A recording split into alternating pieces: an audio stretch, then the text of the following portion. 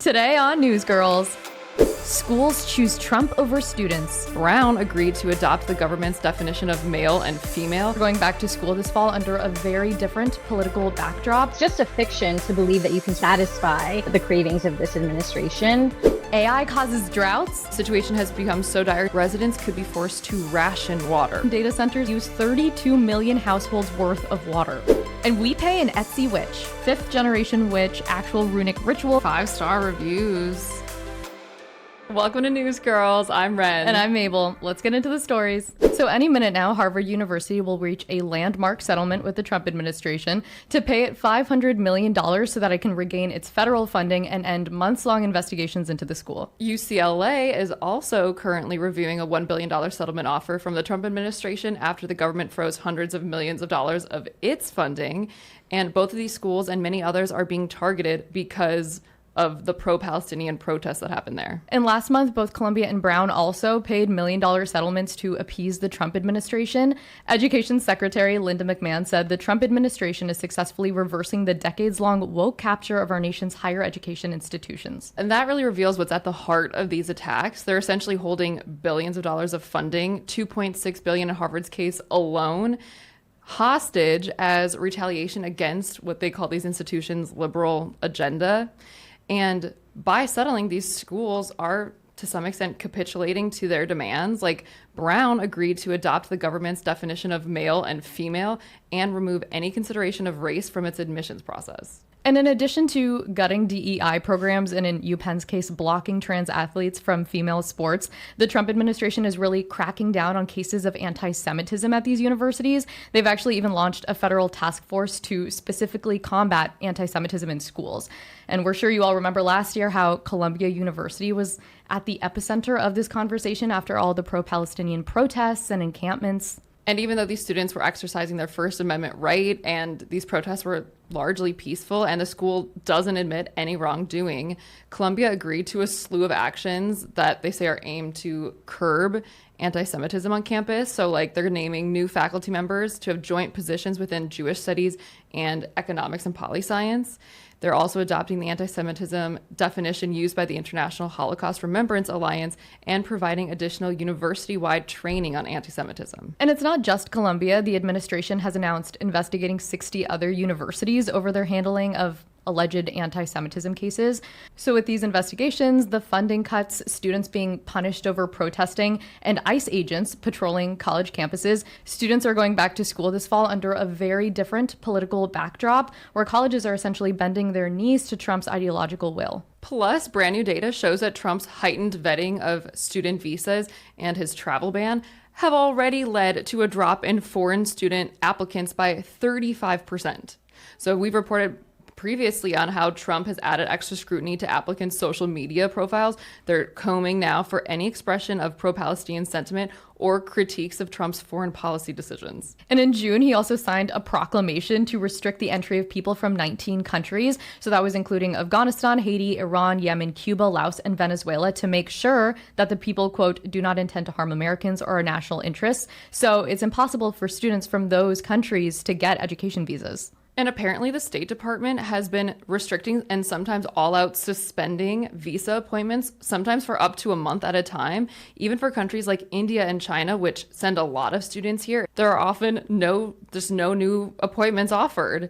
And if these problems persist, international student enrollment could drop by 30 to 40% this fall, which is a loss of 150,000 students. Trump even blocked Harvard from trying to allow any international students to its school, which is insane, but thankfully a judge overturned that. It just really feels like this administration is painting all international students as like crazy radicals. Well, I mean, Rubio literally said, we're not going to be importing activists into the United States. They're here to study. They're here to go to class. They're not here to lead activist movements that are disruptive and undermine our universities. I think it's lunacy to continue to allow that. So we spoke to Veronica Salama, an attorney for the NYCLU, which is a branch of the ACLU, to learn how she's gearing up to protect students' rights in this coming school year. Veronica represented Mahmoud Khalil, who we all remember was arrested by ICE agents after participating in a pro-Palestinian protest while attending Columbia. Yeah, in case you don't remember, he was set to be deported even though he's a legal permanent resident and he's married to a U.S. citizen. But then he was released on bail in June after being detained for 104 days, which actually caused him to miss the birth of his first child.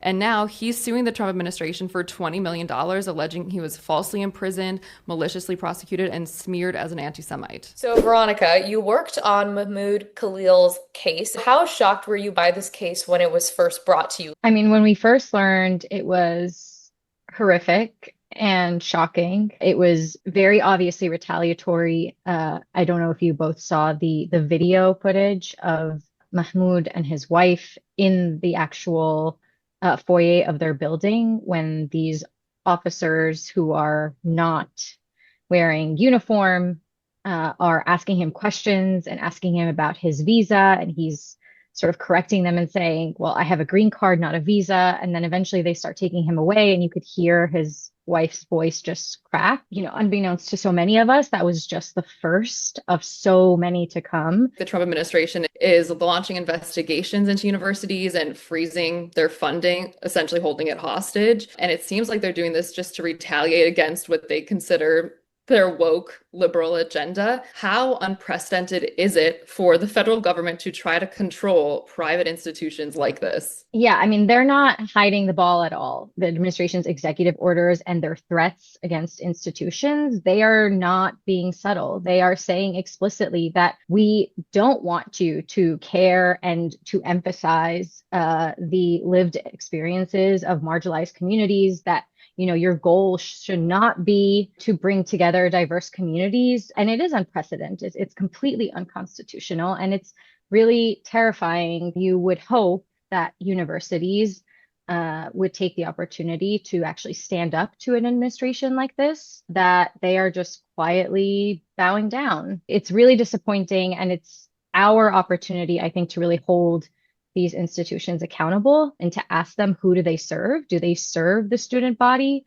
Do they serve their donor interests? We're glad you mentioned that these actions are unconstitutional, because we're thinking about this all the time. Our audience is thinking, like, are Trump's moves legal? And should we expect to see more moves like this in the coming 2025, 2026 year? Yeah, I mean, you should definitely expect to see many more challenges to the Trump administration's actions. At every step of the way, we are preparing to litigate against the administration. We have already filed lawsuit against the administration, and we have seen district court orders striking down some of these executive orders. Trump has also wanted to punish universities for allowing, of course, pro-Palestinian protests and alleged incidents of anti-Semitism. How do you think this will affect students' thoughts on free speech and protesting on campus? When Mahmoud was first arrested, it had a really terrifying, chilling effect on the student population. Students sort of retracted. They stopped going to protests. They made their social medias private. They started deleting things. At the same time, we are also seeing students filled with righteous indignation about what's happening, showing up 3 times as much and, standing up and saying, like, what will be the last straw? Something has to give here. And you mentioned how a lot of universities are settling with Trump. At first, they were standing up for the students and saying we're not, especially Harvard, saying we're never going to accept a settlement. And now we're hearing any minute they could agree to a settlement. With that being like the environment, do you think schools, to try to avoid Trump's wrath this year, will just totally crack down on protests? There is no soothing this administration. Like, there is nothing, like, in the same way that you have made, the right way to protest a moving target for your students, this administration is going to make the right way to appease it a moving target for you as well. And so it's just a fiction to believe that you can sort of satisfy the cravings of this administration by capitulating in this way. We're wondering if the Trump administration at all has a case here, because of course we're trying to protect the rights of students, and students on a specific side of the issue say that, they have felt uncomfortable, they have felt unsafe. The administration is not operating with the intent to make students safer. It's very important for officials not to conflate criticism of Israel with anti-Semitism, or to use hate incidents as a pretext for silencing political views that they oppose. There is very strong Supreme Court precedent that stands for this exact proposition. The administration, in many ways, unfortunately, might fool some people into thinking that they have their best interests in mind. We know you do a lot of work involving ICE, and we've all seen what Trump has done in LA and DC, and now says he's going to do in Chicago. He says New York is next. So if he starts sending ICE here and carrying out raids like we've seen in other cities, how would the NYCLU respond? It's actually already kicked into high gear here in New York.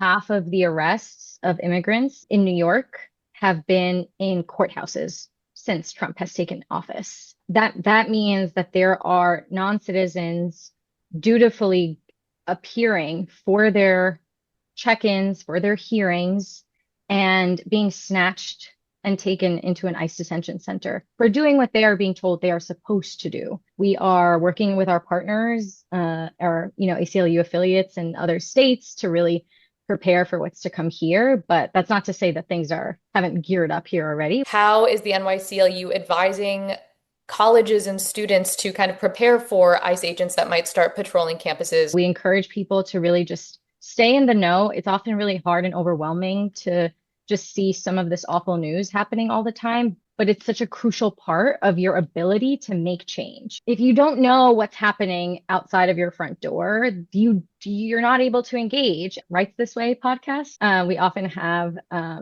really great speakers talking about these like very live issues and engage as much as possible.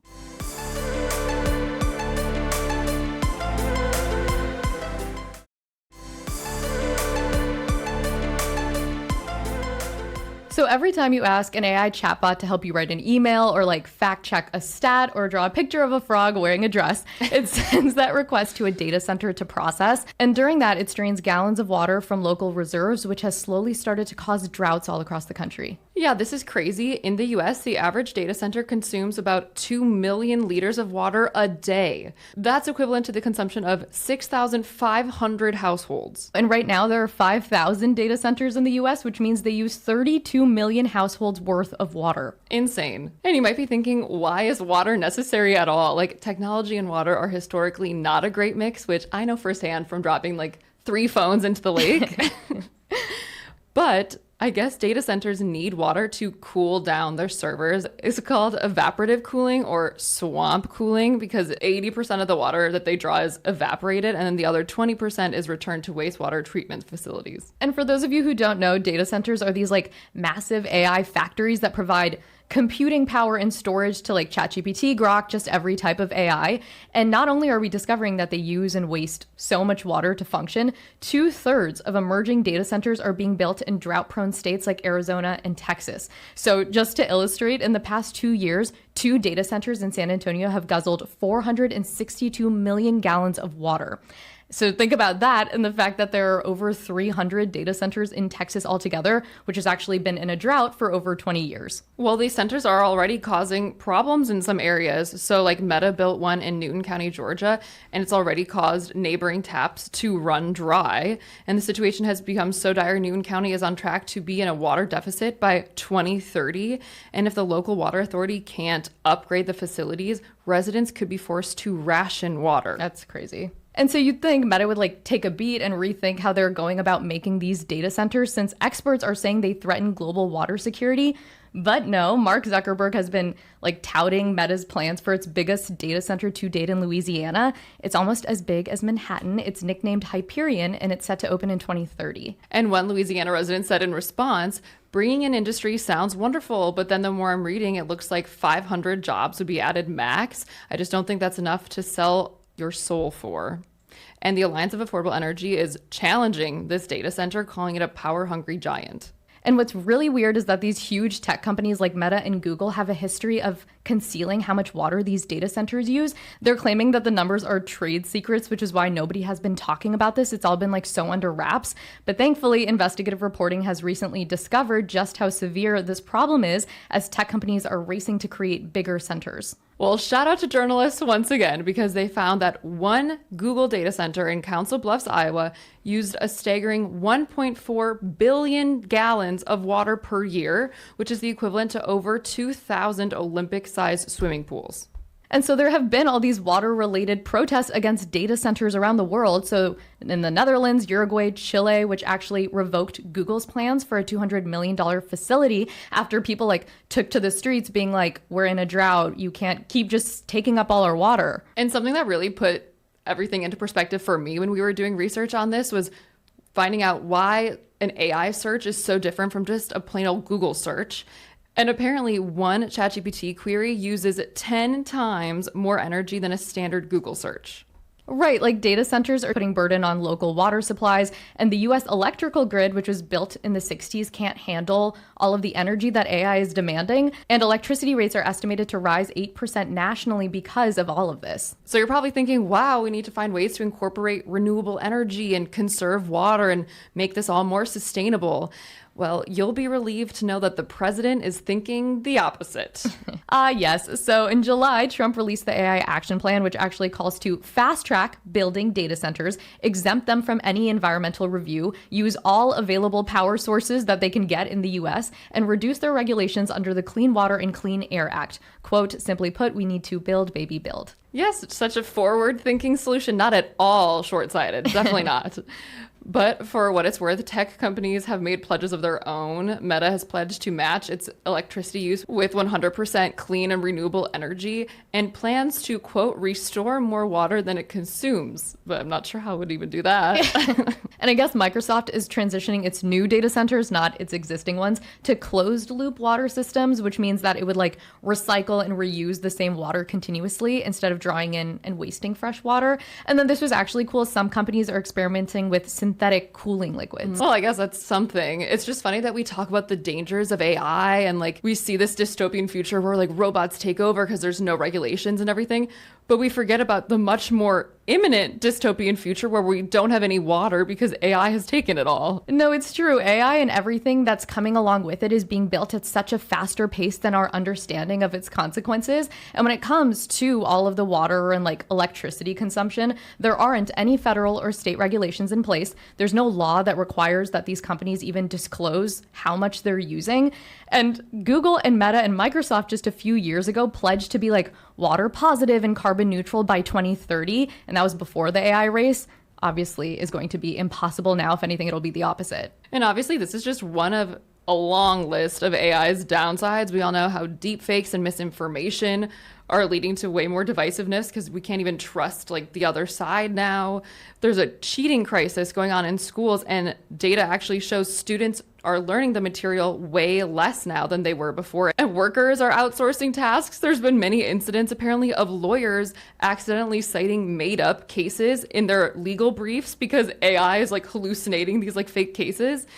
So it's kind of out of control at this point. We thought we'd touch on maybe a few others that you haven't heard as much about. Yeah, we've all been talking about the effects of like AI stamping out creativity for a while, but just now we're starting to see some scary real world examples. Like in the publishing world, Amazon had to limit daily self-published books after a flood of these like low quality AI written works crowded out original authors. Well, the same thing is happening in music. So Spotify has had an AI music flood with thousands of AI generated songs being uploaded. It's creating what's called a background noise economy, which basically just makes it hard for real like human musicians to stand out because there's so many fake AI songs under fake artist names and they sound so realistic.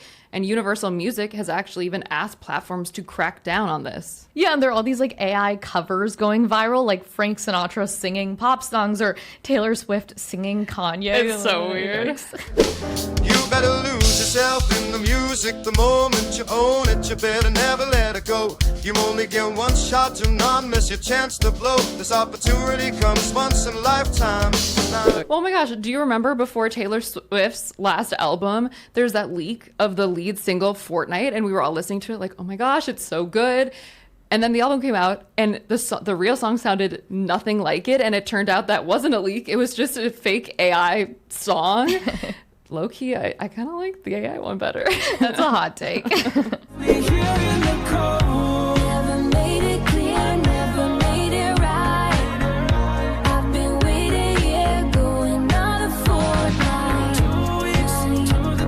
And then, of course, there's all those like fears and regulations that led to the Hollywood writer's strike a couple years ago. We actually covered it for CBS.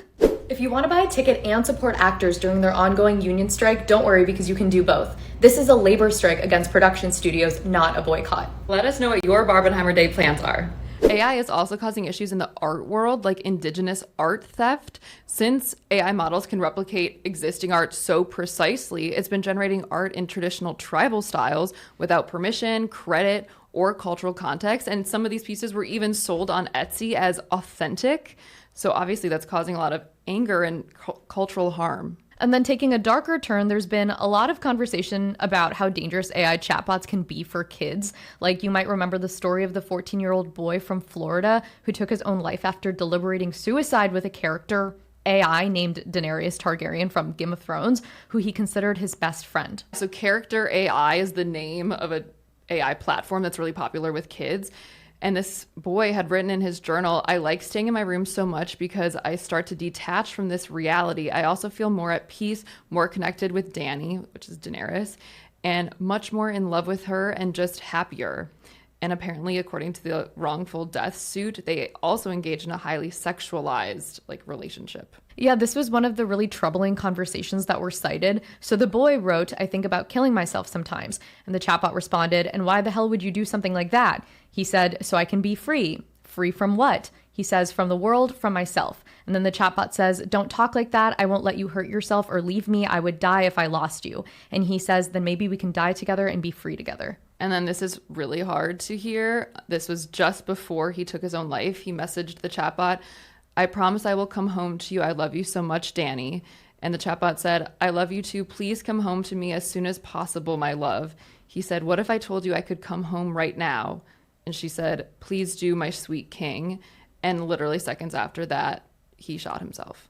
It's such a sad and scary story. And what's crazy is that these types of intense attachments are actually the goal of these AI chatbots. So Character AI, like Wren said, is a role-playing app that allows people to create or play with AI characters. They're supposed to be really intelligent and lifelike and understand you. And it's called Companion AI for that reason. It's supposed to be your best friend. And it's used by more than 20 million people around the world. The company's founder had said, "This AI is going to be super, super helpful to a lot of people who are lonely or depressed."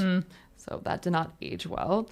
And the family's attorneys allege that the company engineered highly addictive and dangerous products targeted specifically to kids that pulled this boy into an emotionally and sexually abusive relationship that led to his suicide. And even after all of this, Character AI hasn't commented specifically about this case, but on the day that the lawsuit was filed, it updated its community safety updates with warnings for children and suicide prevention resources. So that's literally doing nothing. So much more needs to be done, especially because obviously young people are at higher risks of unhealthy attachment to these chatbots. I mean, that's why this case is being called a wake-up call for parents. Another similar case broke this week where ChatGPT basically helped a teen plan his suicide.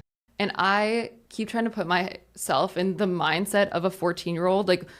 It was crazy enough for us with social media, mental health-wise, but imagine having something that feels like a human 24/7 at your disposal anytime that's going to comfort you and say, "I love you," and compliment you. How would you not get attached? Which is why it's crazy that there aren't any guardrails around this. We talk about that all the time on this show. And so after, going through all of these unintended consequences of AI that are slowly catching up to us, Silicon Valley is promising that the industry will deliver a global GDP growth of $7 trillion over the next decade. But we're realizing that it comes at a potentially steeper cost than any of us are prepared for.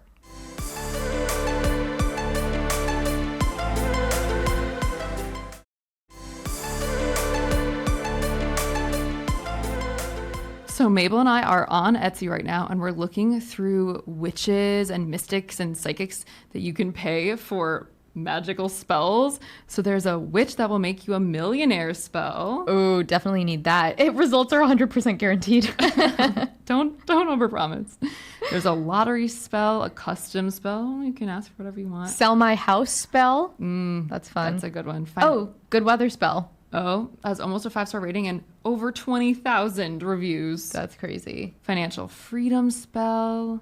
Ooh, a 6-month prediction. Ooh, yeah, we should get that. Yeah, like where's Newsgirls going to be in 6 months? Okay, we're definitely doing that one. Fine. Yeah, these are all like really highly rated. Yeah, they're all almost 5 stars. And like thousands of reviews. Oh, make someone feel guilty. Block your man from all other women. Win in court spell. Okay, so here's a job and career spell. We could do this one. I feel like we should both do it because it's like not fair. We can if get just like individual one. spells. Yeah. 5th generation witch, actual runic ritual, fast results, photo proof. I mean, 5-star reviews and 2,000 people, so we should do it. So we'll do this one, and then we'll do The prediction. prediction. And then we'll tell you guys a little bit about Etsy witches as we wait for our results. So Etsy witches are the big viral trend right now. You might have seen a popular influencer paid one to cast a good weather spell for her wedding day. She did end up with blue skies. You can also pay for good luck to your favorite sports team, or after the election, you could pay to ruin Elon's life. I'm gonna be so real with you guys. I did just spend $10, $9.67 specifically, in order to pay a witch on Etsy to cast a spell that the Kansas City Chiefs would lose the AFC Championship against the Bills next weekend. Elon motherfucking Musk! I just paid an Etsy witch $7.99 to make your life a living hell. Brace yourself. According to an Etsy witch with over 44,000 sales, the most popular spells people ask for are to like change their bodies and faces without needing plastic surgery, charms to transform themselves into creatures like vampires or werewolves, and of course magic to make someone fall in love with them. And this all sounds like very expensive, but they cost like $7. There's also 3,000 listings for death spell. That's worrisome. But clearly buyers are satisfied with these witches and psychics because there's loads of positive comments. Like, it's crazy how it works. I'll be back, worth every penny. I hired an Etsy witch to get rid of my abusive husband. 12 hours later, he crashed his car. I kind of feel bad, but it was $12. Jobs coming through and all calling back with great pay. I feel the curse is lifted. My ex texted me 3 days later. Amazing. And then this last one, didn't get the job, but I feel more confident. Worth it. But when you look into the fine print, being an Etsy witch isn't that easy because Etsy has actually prohibited magic or, quote, metaphysical services like attracting wealth, love, gambling luck, more business, employment opportunities, or assistance with legal or relationship situations. So these witches have to sell like tangible goods along with their magic so that they don't get kicked off. Right, so they'll send the customer a picture of the altar used during the spell or a report on how like the casting went, sometimes even an audio recording of the chanting. And most of these sellers also have disclaimers that their work is just for entertainment purposes and results are not guaranteed. And it looks like this larger sphere of witch talk is really blowing up. Videos have been viewed more than 45 billion times on that corner of TikTok. And this was interesting. So a professor of contemporary paganism said that all of this renewed interest in like sorcery and magic is because people like us watched Sabrina the Teenage Witch and Charmed growing up. So we're still gravitating towards like spells and magic and have like a really positive association with it. Like I remember Practical Magic was my favorite movie growing up. I loved Halloween Town and Wizards of Waverly Place. So good. Twitches, Bewitched, the remake. Even That's So Raven, she was a psychic. And don't worry, we haven't forgotten Harry Potter. It just unfortunately doesn't qualify in this category. It's a lot more complicated, sophisticated. Thank you for clarifying. So the psychic services industry was worth more than $2 billion last year and is projected to grow up to $4.5 billion in the next 10 years because it's so viral right now. And people who study this phenomenon say that people, you know, turn to witches and psychics and magic when the world seems so out of control. So during COVID, Yelp noted a 74% increase in Americans like searching for psychics, and Witch Talk shot from 6 million views in early 2020 to 1.7 billion just 6 months later. That's crazy. And it was just in time for a bunch of witches to band together to hex Trump after the insurrection. And they did a similar thing after Trump was elected the first time, and also weirdly after Brexit. So these witches say that they do this to help like maintain the world order. Whoa. I actually do see witch talk videos from time to time, and it's called algorithmic divination because it's like, if this reading found you, you were meant to see it. Or like there's no hashtags. If it ends up on your feed, the universe has a message for you. If you're seeing this video the last week of August or early September, these messages are for you. We are being called to step into joy and connection this week. You are here for a reason. There's a message for you. Let's find out. What do you need to know today? Are we ready to see the Newsgirls psychic prediction? Yes. Okay, so this psychic says that she pulled 2 tarot cards per month for the next 6 months. Okay, so this like prediction, it's 4 pages. We're like going through the best of parts. It says September will be all about putting in the work, and our growth will be modest but important, and we'll notice small upticks in engagement, but the real shift comes behind the scenes. Oh, October also says it's where the podcast gets noticed outside your current circle. Nice. November shows heavy workload and excitement, so I guess the growth will continue. We might experiment with live sessions or events. The election. Ooh. But Wren, it says burnout is possible in November if you don't pace yourselves. We need to be careful. Yeah, we don't want to be overwhelmed. December is the turning point for finances and reach. Awesome. Ooh, could be a sponsorship or a partnership.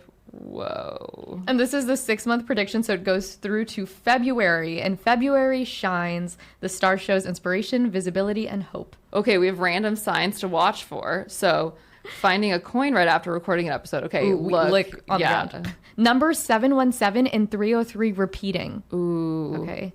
And then a sudden, unexpected invitation to collaborate from someone you admire. Who's it going to be? So now we'll look at the spells that we got. She does like write. Because we had to give our names and birthdays, so it's like by an altar with like runes. The ritual was performed on a dedicated altar with red ink, white consecrated paper, your name spoken out loud, and the powers of the 4 elements invoked to empower the work. Did she say your name carried a strong resonance and the runes awoke swiftly? Yep. The spell is already in motion. Subtle shifts may begin soon. Like, we have to perform our activation. We have to activate it. So you have to draw the rune using red ink and write the date that you're performing it. And then we have something that we have to say out loud. But apparently, if you share it, it becomes less like potent. Well, if Newsgirls takes over the world in 6 months, you know why. Well, thank you so much for listening. Don't forget to like and subscribe. And join us next week to learn about Trump's propaganda machine and to hear us interview the president of a micronation in the US. It's a big deal. Bye.